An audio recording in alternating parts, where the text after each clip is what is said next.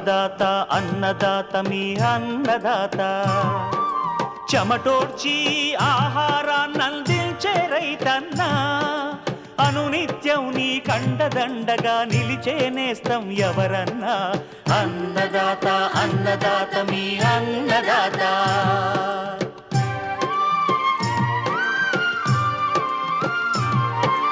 నూతన రీతుల సాగుబడికి నూరింతలు పెరిగే దిగుబడికి సూచనలిచ్చే సస్య రక్షణకు పశు పోషణకి శాస్త్ర విజ్ఞానం అందించి ముందుకు నడిపే తెలుగు రైతు భారతదేశానికి మకుటం అయ్యేలా తీర్చిదిద్దే ఆశయంతో మిమ్ము మేలు కొలిపేది అన్నదాత అన్నదాత అన్నదాత మీ అన్నదాత అన్నదాత అన్నదాత మీ అన్నదాత.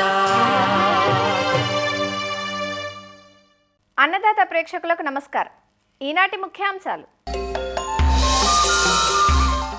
ఖరీఫ్ కందికోత నూర్పిళ్లలో జాగ్రత్తలు, రబీ మొక్కజొన్నలో కత్తెర పురుగు నష్టం నివారణకు చేపట్టాల్సిన సస్యరక్షణ పద్ధతులు, అధిక సాంద్ర విధానంలో మొక్కలకు గొడుగు ఆకృతినిచ్చే ట్రైనింగ్ విధానం, ఇంకా జై కిసాన్ వ్యవసాయ సమాచారం.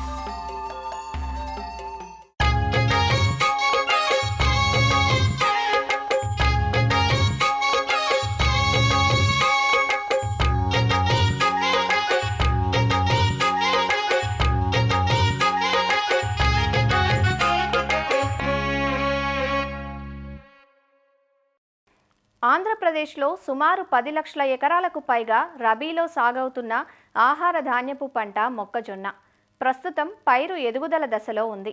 మొక్కలు చిన్నగా ఉన్నప్పటి నుంచే కత్తెర పురుగు పంటకు కంటకంగా మారింది. ఈ పురుగును సకాలంలో నివారించగలిగితే దాదాపు 20 నుంచి 25% అధిక దిగుబడులు సాధించవచ్చని ఒక శాస్త్రీయ అంచనా.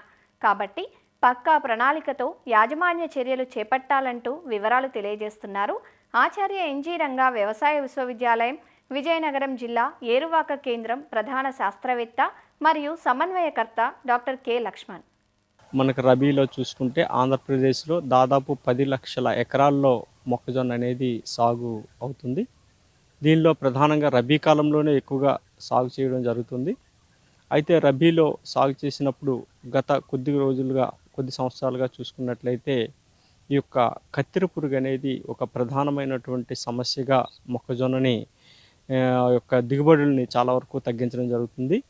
ఈ కత్తెర పురుగు అనేది మొక్కజొన్న వేసినటువంటి తొలి దశ నుంచి కూడా ఆశించి పంటని చివరి దశ వరకు కూడా విపరీతంగా నష్టం కలుగజేయడం జరుగుతుంది. ఈ కత్తెర పురుగు యాజమాన్యం ఒకసారి చూసుకున్నట్లయితే ఈ కత్తెర పురుగు ఒక లార్వా మీద తిరగబడిన వయ్యాకారంలో మనకి ఒక లైన్ లాగా కనిపిస్తుంది, పసుపు రంగులో. ఈ విధంగా మన కత్తెర పురుగుని మనం గమనించుకోవచ్చు. అయితే ఈ కత్తెర పురుగు తొలి దశలో మనకి విత్తినటువంటి 10 రోజుల నుంచి కూడా ఆశించడం జరుగుతుంది. తొలి దశలో ఈ కత్తెర పురుగు ఆశించినప్పుడు ఏంటంటే మన యొక్క ట్రైకోగ్రామా పరాన్నజీవి గుడ్లను ఎకరానికి ఒక 20,000 చొప్పున 10 రోజులు నుంచి ప్రారంభమై 10 రోజుల వ్యవధిలో ఈ యొక్క దాదాపు 2 నుంచి 3 సార్లు మనం పొలంలో వదులుకోవాలి. విత్తినటువంటి 10 రోజుల నుంచి కూడా మనం ఈ యొక్క ఫెర్మోన్ ట్రాప్స్ పొలంలో లింగాకర్షకాలను అమర్చుకొని ఈ యొక్క కత్తెర పురుగు ఉధృతిని కూడా గమనించుకోవాలి.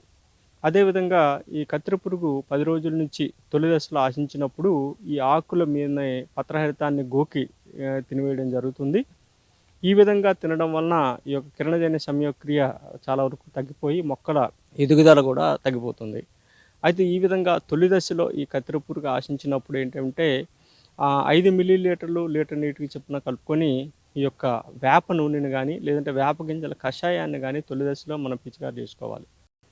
ఇంకా 15 రోజులు పైబడి 20-25 రోజుల సమయంలో ఈ యొక్క ఒకవేళ ఈ యొక్క కత్తెర పురుగు ఉధృతి కానీ గమనించినట్లయితే మనం ఈ మధ్య కాలంలో ఈ జీవ నియంత్రణ కారకాలని మెటారైజియం ఎనిసోఫిలియే అనే యొక్క జీవ ఎంటమోపాథోజెనిక్ ఫంగై అంటాము. దీన్ని 5 గ్రాములు లీటర్ నీటికి చొప్పున కలుపుకొని తొలి దశలో తొలి నెల రోజుల వ్యవధిలో ఒకవేళ ఈ కత్తెర పురుగు కానీ ఆశించినట్లయితే మనం పిచికారి చేసుకున్నట్లయితే రసాయనిక మందులతో సరిసమానంగా మనకి పనిచేసినట్లు మనం గమనించడం జరుగుతుంది. అదేవిధంగా మెటారైజిన్ రిలియే కూడా చాలా సమర్థవంతంగా పనిచేస్తుంది. దీన్ని కూడా 5 గ్రాములు లీటర్ నీటికి చొప్పున మనం పిచికారి చేసుకోవచ్చు. వీటితో పాటు తొలి దశలో ఒకవేళ ఈ యొక్క కత్తెర పురుగు ఉధృతి గమనించినట్లయితే క్లోరిఫైరిఫాస్ లీటర్ నీటికి 2.5 మిల్లీలీటర్లు చొప్పున కానీ, లేదంటే క్వినాల్ఫాస్ అనే మందున అంటే 2 మిల్లీలీటర్లు లీటర్ నీటికి చొప్పున కానీ కలుపుకొని మనం పిచికారి చేసుకోవాలి. తర్వాత దశలో ఒకవేళ ఈ ఉధృతి పెరిగినట్లయితే ఇమామిక్టిన్ బెంజియేట్ 0.4 గ్రాములు, అదేవిధంగా ఈ యొక్క స్పైనోసైడ్ అనే మందునైతే 0.3 మిల్లీలీటర్లు 1 లీటర్ నీటికి కలిపి పిచికారి చేసుకోవాలి. తర్వాత దశలో అంటే పంట 60-65 రోజుల సమయంలో ఒకవేళ కత్తెర పురుగు ఉధృతి గమనించినట్లయితే ఒక 10 కిలోల తవుడు, దాంతోపాటు 2 కిలోల బెల్లము తీసుకొని ఒక 2 లీటర్ల నీటిలో మనం ఒక రోజంతా కూడా పులియబెట్టుకోవాలి. దానిలో 100 గ్రాములు థయోడికర్బ్ మందుని మనం కలుపుకోవాలి. కలుపుకున్న తర్వాత దీన్ని ఈ యొక్క మొక్కజొన్న ఆకు సుడులలో సాయంత్రం 3 గంటల తర్వాత మనం వేసుకున్నట్లయితే ఆ దశలో ఈ యొక్క పురుగుని మనం సమర్థవంతంగా నివారించుకునేడానికి ఆస్కారం ఉంటుంది.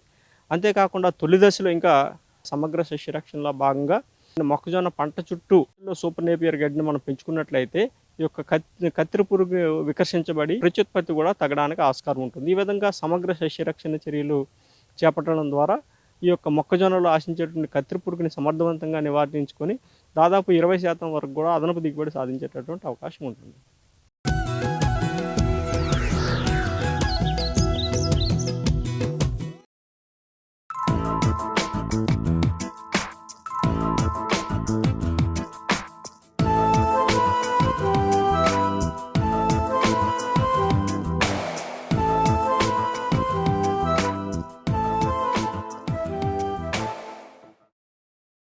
మామిడిలో హై డెన్సిటీ విధానం అమిత ఆదరణ పొందుతోంది. 10 ఏళ్ల క్రితం అందుబాటులోకి వచ్చిన ఈ ఆధునిక విధానంలో సాగు చేసేందుకు ఎంతో మంది రైతులు ఆసక్తి చూపుతున్నారు. పాత రోజుల్లో ఎకరాకు 20 నుంచి 40 మొక్కలే నాటిన సంప్రదాయ విధానం నుంచి ఎకరాకు 200 నుంచి 1000 మొక్కలు నాటే ఆధునిక విధానానికి రైతులు ఆకర్షితులవుతున్నారు.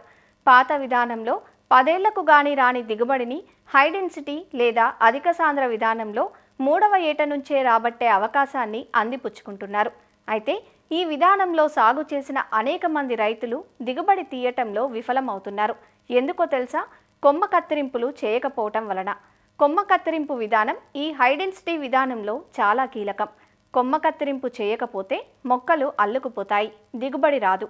తోటను నాటేందుకు మొక్కల కొనుగోలు, ఎరువులు, ఇతరత్రా ఖర్చులపై అధిక పెట్టుబడులు పెట్టిన రైతులు ప్రూనింగ్ విధానాన్ని అశ్రద్ధ చేస్తే నష్టపోతారు. కాబట్టి మొక్కలు నాటినప్పటి నుంచే వాటిని గొడుగు ఆకృతిలో మలిచే విధంగా శిక్షణనివ్వాలంటూ ఎలా చేపట్టాలో వివరంగా తెలియజేస్తున్నారు వైఎస్ఆర్ ఉద్యాన విశ్వవిద్యాలయం ఏలూరు జిల్లా నూజివీడు మామిడి పరిశోధనా స్థానం ప్రధాన శాస్త్రవేత్త డాక్టర్ రాధారాణి. చాలామంది రైతులు ఇప్పుడు మామిడి వేసుకోవాలంటే high density, ultra high density అంటే అధిక సాంద్రత, అత్యధిక సాంద్రత పద్ధతుల్లో వేసుకుంటున్నారు. కానీ ట్రైనింగ్ మీద అవగాహన లేకపోవడం వల్ల వేసుకున్న తర్వాత అలాగే వదిలేయడం వల్ల అవి ఒకటి కలిసిపోయి మళ్ళీ మధ్యలో ఇంకొక రో తీసేయడము అలా చేస్తున్నారు. దానివల్ల ఈ మొక్కల మీద పెట్టే ఖర్చు పోతుంది, దిగుబడి కూడా తగ్గిపోతుంది. కాబట్టి వేసిన తర్వాత ట్రైనింగ్ కోసము ప్రూనింగ్ ఎలా చేసుకోవాలి అన్నది రైతులందరూ తెలుసుకోవాల్సిన అవసరం ఉంది.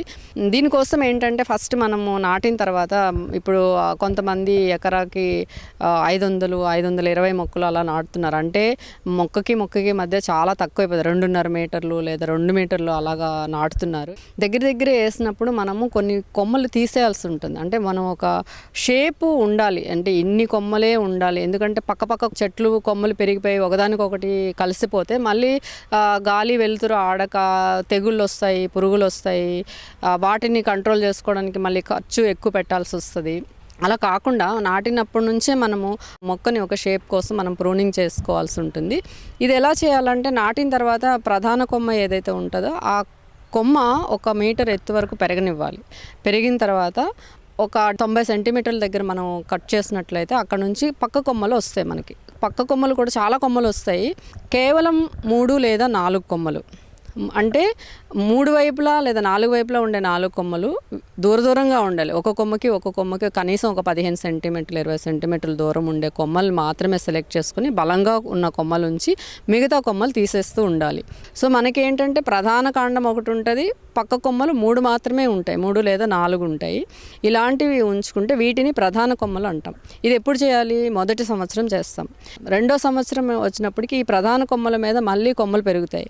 సేమ్ మనం ప్రధాన కాండం మీద ఎలా చేస్తామో ఈ ప్రధాన కొమ్మల మీద కూడా ఏం చేయాలంటే ప్రధాన కొమ్మ మళ్ళీ ఒక 90 సెంటీమీటర్ల దగ్గర కట్ చేసినట్లయితే ఆ కొమ్మ మీద మనం ద్వితీయ కొమ్మల్ని సెలెక్ట్ చేసుకోవాలి.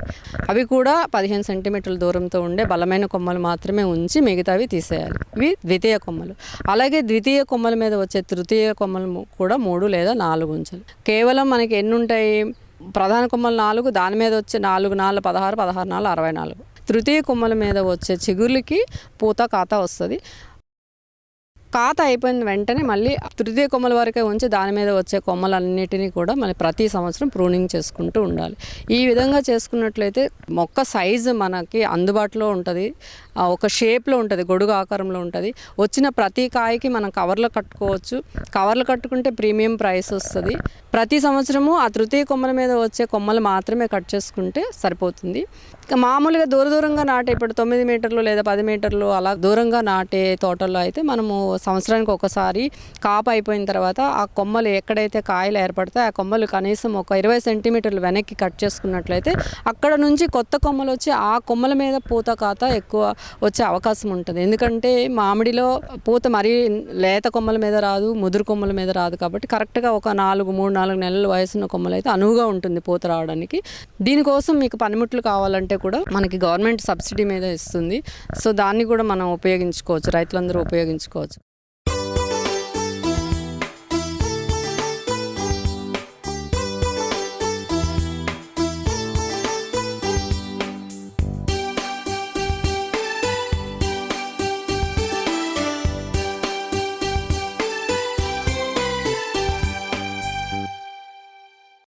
అధిక విస్తీర్ణంలో సాగయ్యే పప్పుజాతి పంటల్లో ప్రధానమైనది కంది. రైతులు ఖరీఫ్, రబీ పంటల నుంచి ఎకరానికి 15 క్వింటాళ్ల అధిక దిగుబడులు సాధిస్తున్నారు. పంట పండించడం ఒకెత్తైతే కోతల అనంతరం పంటను కాపాడుకోవడం మరో ఎత్తు. కందులను నిల్వలో వివిధ రకాల పురుగులు ఆశించి తీవ్ర నష్టాన్ని కలిగిస్తుంటాయి. ఫలితంగా ఉత్పత్తులకు నష్టం వాటిల్లుతుంది. కాబట్టి కోతలు, నూర్పిళ్ల సమయంలో మెలకువతో వ్యవహరించాలంటూ వివరాలు తెలియజేస్తున్నారు ఆచార్య ఎన్జీ రంగా వ్యవసాయ విశ్వవిద్యాలయం, గుంటూరు జిల్లా లాం ప్రాంతీయ వ్యవసాయ పరిశోధనా స్థానం శాస్త్రవేత్త డాక్టర్ రాజమణి. కంది పంట పండించడమే కాదు, దాన్ని పండించిన ప్రోడక్ట్ని నాణ్యతగా ఉంచి దాన్ని ఎక్కువ రేటుకి అమ్ముకున్నట్లయితే రైతు సోదరులకు మంచి లాభాలు రావడానికి అవకాశం ఉంది. ముఖ్యంగా మనం పంటను గమనించినట్లయితే ఆ పంటలో 80% పైగా ఉన్న మొక్కలన్నీ కూడా ఎండిన తర్వాతే మనం హార్వెస్టింగ్ అంటే కోత చేయాలి. కోసిన తర్వాత కూడా సుమారు 7 నుంచి 10 రోజుల దాకా ఎండాలి. అలా ఎండిన తర్వాత మాత్రమే మనం నూర్పిడి అనేది చేయాలన్నమాట. నూర్చే సమయంలో మనుషులతో మాన్యువల్గా కట్టని కొట్టడము, ఇనుప జల్లెళ్ళ మీద కానీ కొట్టడం చేస్తారు. ఆ విధంగా కనుక లేబర్ ఖర్చు ఎక్కువ అవుతుంది. కాబట్టి మనం ఎక్కువ శాతం మెషినరీ ఉపయోగించి, ట్రాక్టర్లను ఉపయోగించి పంట నూర్పిడి చేయడం జరుగుతుంది. ఇట్లాంటప్పుడు గింజలు సరిగా కనుక ఎండకపోయినట్లయితే ఈ ట్రాక్టర్ కింద నలిగిపోయి గింజలు నాణ్యత కోల్పోవడానికి అవకాశం ఉంది. దాన్ని చక్కగా క్లీనింగ్ కూడా చేసుకోవాలి. క్లీనింగ్ చేయటం అంటే జల్లెళ్ళు వేయటం, అలాగే రాళ్ళు, రప్పలు, మట్టిగడ్డలు లేకుండా చూసుకోవటం, ప్రాపర్గా డ్రై చేయటం కూడా చాలా ఇంపార్టెంట్. ఈ డ్రై చేయటం అంటే ఇందులో ఉన్న మాయిశ్చర్ని మనం కనీసం 10% తగ్గించాలి. అప్పుడే మనకి తర్వాత నిల్వ ఉంచినా కానీ దానిలో ఎటువంటి కూడా నిల్వలో వచ్చే పురుగులు బెడద లేకుండా మనకి నివారించుకోవచ్చు. పాత గోదాలు కనుక వాడినట్లయితే అందులో ఈ నిల్వ తాలూకు పురుగులు నిల్వ ఉంటాయి అన్నమాట. అవి మనం కనుక గింజల్ని అందులోకి విత్తనాలని ఎత్తినప్పుడు అవి వాటిని డ్యామేజ్ చేయడానికి అవకాశం ఉంది. కాబట్టి మనం ప్రతిసారి కొత్త పంట వచ్చినప్పుడు కొత్త గోతాలు తీసుకొని అందులోకే పంటని ఎత్తుకొని నిలవబెట్టుకోవాలి. ముఖ్యంగా బ్రూచిడ్స్ వస్తాయి పల్సస్లో, ఆ పప్పు ధాన్యాలు. ఈ బ్రూచిడ్స్ రాకుండా మనం తగు జాగ్రత్త పడాలన్నమాట. ముఖ్యంగా మనం 15 రోజులకు ఒకసారి గింజల్ని గోతాల్లో ఉన్నా కానీ ఎండబెట్టుకోవటం, మళ్ళీ తిరిగి లోపల పెట్టుకోవడం చేయాలి. డెల్టామెథ్రిన్ అనే మందు ఉంది. ఈ మందుని మనం వాడుకోవచ్చు.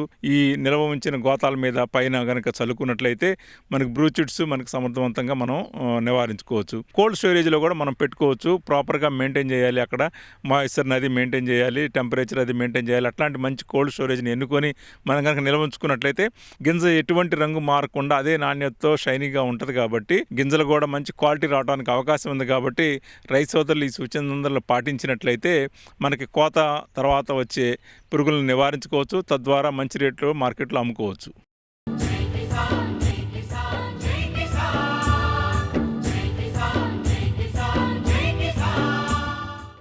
వ్యవసాయ సమాచారం ఇప్పుడు జై కిసాన్లో చూద్దాం. రైతులు నాణ్యమైన కోకో గింజలు ఉత్పత్తి చేయడంతో పాటు రైతులే వ్యాపారవేత్తలుగా మారేలా ఆంధ్రప్రదేశ్ ప్రభుత్వం రాష్ట్ర స్థాయి కోకో సదస్సును ఏర్పాటు చేసింది. ఉద్యాన శాఖ ఆధ్వర్యంలో ఏలూరు జిల్లా ఏలూరు నగర శివారులోని బాలాజీ గార్డెన్స్ వేదికగా తొలిసారిగా రాష్ట్ర స్థాయి కోకో సదస్సు నిర్వహించారు. సదస్సును రాష్ట్ర వ్యవసాయ శాఖ మంత్రి కింజరాపు అచ్చెన్నాయుడు ప్రారంభించగా రాష్ట్రం నలుమూలల నుంచి కోకో సాగు చేస్తున్న రైతులతో పాటు పలు చాక్లెట్ కంపెనీలు, శాస్త్రవేత్తలు హాజరయ్యారు. కోకోవా ఉత్పత్తిలో మనం అగ్రస్థానంలో ఉన్నాము. మన క్వాలిటీ కూడా ఇంటర్నేషనల్ క్వాలిటీతో కంపేరబుల్ ఉన్నాయి. మన రైతుకి మంచి రేట్లు రావాలి, వాళ్ళు ఇంకా దీనివల్ల లాభం పొందాలంటే ఆ ఉద్దేశంతో horticulture department, food processing department ఇద్దరు కలిపి కోకో కాన్క్లేవ్ ఏర్పాటు చేయడం జరిగింది. ఆల్ స్టేక్ హోల్డర్స్ని ఒకే ప్లాట్ఫామ్కి తీసుకొచ్చి తద్వారా రైతుకు లాభం చేకూర్చాలనేది మెయిన్ ఉద్దేశం. దీనిలో ఈ కోకోవా సంబంధించిన పోస్ట్ హార్వెస్ట్ మిషన్స్ సప్లయర్స్ వచ్చారు. కోకోవా బీన్స్ మన రైతుల నుంచి కొనుగోలు చేస్తున్న కంపెనీస్ వచ్చాయి. మన స్టేట్లో ఉన్న హార్టికల్చర్ యూనివర్సిటీ ప్లస్ డిపార్ట్మెంటల్ స్టాఫ్తో పాటుగా సౌత్ ఇండియాలో కోకోవా బోర్డు ఉందో కొచ్చి నుంచి, తమిళనాడు నుంచి అగ్రికల్చర్ యూనివర్సిటీ ఎక్స్పర్ట్స్ వారు వచ్చారు. కొబ్బరి, ఆయిల్ పామ్లో అంతర పంటగా సాగుతున్న కోకో పంట లాభసాటిగా ఉండటమే కాకుండా దీర్ఘకాలపు ఆదాయ వనరుగా రైతులకు ప్రత్యామ్నాయ పంటగా కనిపిస్తోంది. కొన్నేళ్లుగా ఏలూరు జిల్లాలో ముఖ్యంగా పెదవేగి, దెందులూరు, చింతలపూడి, జంగారెడ్డిగూడెం మండలాల్లో పెద్ద ఎత్తున సాగవుతోంది. 2024 ముందు వరకు ఎప్పుడూ 300 రూపాయలు దాటని కిలో కోకో గింజల ధర 2024లో అమాంతం 1050కి చేరుకుంది. ఫలితంగా కోకో సాగు చేసే రైతుల సంఖ్య భారీగా పెరిగింది. అయితే ఒక్కసారిగా మళ్లీ ధరలు 350 రూపాయలకి పడిపోవడంతో రైతుల్లో నైరాస్యం అలుముకుంది. నాణ్యత పేరిట చాక్లెట్ కంపెనీల యాజమాన్యాలు ధరలు తగ్గించాయంటూ రైతులు రోడ్డెక్కడంతో ప్రభుత్వం జోక్యం చేసుకుని కోకో రైతుల సమస్యపై దృష్టి సారించింది. అందులో భాగంగానే కోకో పంట పండించే రైతులకు కోకో సాగు విధానాలు తెలియజేయడంతో పాటు నాణ్యమైన గింజలను ఉత్పత్తి చేయడం, కోత అనంతరం అవలంబించాల్సిన విధానాలు, గింజలు పులియబెట్టడం, డ్రయర్ల వినియోగం ఇలా ప్రతి దశలో తీసుకోవలసిన జాగ్రత్తలను తెలియజేసేలా రాష్ట్ర స్థాయి సదస్సు నిర్వహించారు. ప్రస్తుతం నేను 2015 నుంచి కూడా నేను కోకో సాగు మొదలు పెట్టాను. అప్పటి నుంచి కూడా మేము బిలో 200 మేము ఎక్కువగా సేల్ చేసాం. కానీ 2024లో మాత్రం హైయెస్ట్ రేటు 1000+ కూడా వెళ్ళింది. అప్పటి నుంచి కాస్త కోకోలో ఇంట్రెస్ట్ కూడా రైతులందరికీ బాగా పెరిగింది. కోకోతో పాటు అదర్ పంటలు కూడా పండించి ప్రాఫిటబిలిటీని పెంచుకుందామని చెప్పి నా ప్లాన్ సార్. మేము పండించే పంటని ఇంకా నాణ్యంగా బయటికి తీసుకురావాలంటే ఈ కోకో గింజల్ని ఎలా తీసుకురావాలి, ఎలా చేయాలి, ఎలా చేస్తే మనకి వాల్యూ బాగా వస్తుంది. మార్కెటింగ్లో రేట్, మా గింజలకి మేము రేట్ ఎలాగ ఎక్కువ సంపాదించగలం, కొత్త కొత్త విషయాలు తెలుసుకుని కొత్త రకంగా ఇంకా ఎక్కువ పంటను ఏ రకంగా సాధించవచ్చు అన్నది తెలుసుకోవడానికి చాలా ఉపయోగపడుతుంది. మేము డైరెక్ట్గా ఈ కాయలను కొట్టి బీన్స్ డ్రై చేసి కంపెనీలకు ఇచ్చేస్తున్నాం. దానివల్ల తక్కువ రేటే పలుకుతుంది. అది వాల్యుయేషన్ చేసి ఇవన్నీ కూడా చేయటం వల్ల ఖచ్చితంగా మాకు ఇంకా ఓ 50% కానీ ఇవి వెళ్తే 100% కూడా లాభం వచ్చేటువంటి వ్యవస్థ ఈ కాంక్లేవ్ పెట్టడం వల్ల రైతులకు మేలు జరుగుతుంది. మేము ట్రీ టు బార్ చాక్లెట్ అంటే డైరెక్ట్గా ఫామ్ దగ్గర నుంచి రైతులతో వర్క్ చేస్తూ అక్కడి నుంచి ఎండ్ ప్రొడక్ట్ దాకా మొత్తం మేమే ప్రాసెస్ చేస్తాం. మెయిన్గా ఏంటంటే రైతులకి హార్వెస్ట్ చేసిన తర్వాత ఉన్న పని అదొకటి తగ్గిపోతుంది. వాళ్ళు వ్యవసాయం మీద కాన్సన్ట్రేట్ చేసి మాకు మంచి పంట ఇవ్వడానికి వాళ్ళు కాన్సన్ట్రేట్ చేయొచ్చు. అట్ ద సేమ్ టైం మార్కెట్లో దొరికే రేటు కన్నా బెటర్ రేటే వచ్చేటట్టు వాళ్ళకి ప్రైజెస్ ఇస్తడం. గోయింగ్ టు బికమ్ ఎంటర్ప్రెన్యూర్గా కోకో ప్లాంటేషన్ వేసి ఫ్రమ్ స్టార్టింగ్ సీడ్స్ బీన్స్ నుంచి ఎండ్ వరకు ఎవరైతే ప్రొడక్షన్ చేయాలనుకుంటారో this is a good platform అండి. 2 రోజుల పాటు జరిగిన సదస్సులో రైతులు పెద్ద సంఖ్యలో హాజరయ్యారు. ఉద్యాన విశ్వవిద్యాలయానికి చెందిన శాస్త్రవేత్తలు రైతులకు సాగులో పలు సూచనలు అందించారు. ఇందులో భాగంగానే పలు చాక్లెట్ కంపెనీలు తమ స్టాళ్లను ఏర్పాటు చేశారు. చిన్నతనం నుంచే రసాయనహిత సేద్యమంటే తెలియని అయిష్టత, మందుల పిచికారీలంటే ఏవగింపు.